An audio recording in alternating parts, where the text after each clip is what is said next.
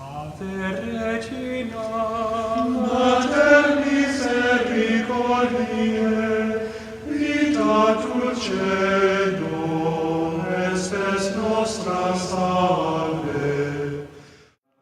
The Lord be with you. A reading from the Holy Gospel according to Luke. While some people were speaking about how the temple was adorned with costly stones and votive offerings, Jesus said, "All that you see here, the day will come when it will not be left a stone upon another stone that will not be thrown down." Then they asked him, "Teacher, when will this happen? And what sign will there be when all these things are about to happen?" He answered, "See that you do not be deceived, for many will come in my name, saying, 'I am he,' and the time has come. Do not follow them. When you hear of wars and insurrections, do not be terrified, for such things must happen first, but it will not immediately be the end." Then he said to them, "Nation will rise against nation, and kingdom against kingdom. There will be powerful earthquakes, famines, and plagues from place to place, and awesome sights and mighty signs will come from the sky." The Gospel of the Lord.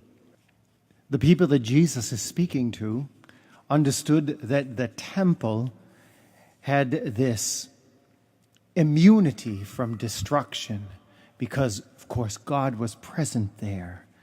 And he says there'll be a time when that's all going to fall apart.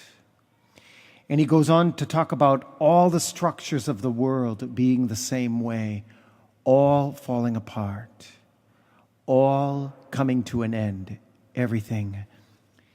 No place of man will hold any security for us. The temples we worship in at Wall Street or in Our Lady of the Malls, the temples we worship on Capitol Hill, all these will be destroyed.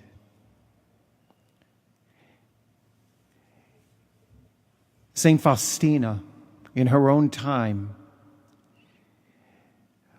was speaking about in her diary. She talks about how she had a vision of God's anger hanging over Poland for the sins of their country. You wonder what he thinks about when he looks at us today. And in all this vision, though, a veil was lifted for her, and she saw beyond the veil chosen souls praying and uplifting and supporting the country in their own way. Praying to keep the world in existence. And she herself would pray this way about the only place of security when it comes time for everything to fall apart. "Oh Jesus, I am locking myself in your most merciful heart, as in a fortress, impregnable against the missiles of my enemies." That's where we need to be ready for the end of everything. Locked in the fortress of the heart of Christ, impregnable against the missiles of our enemies.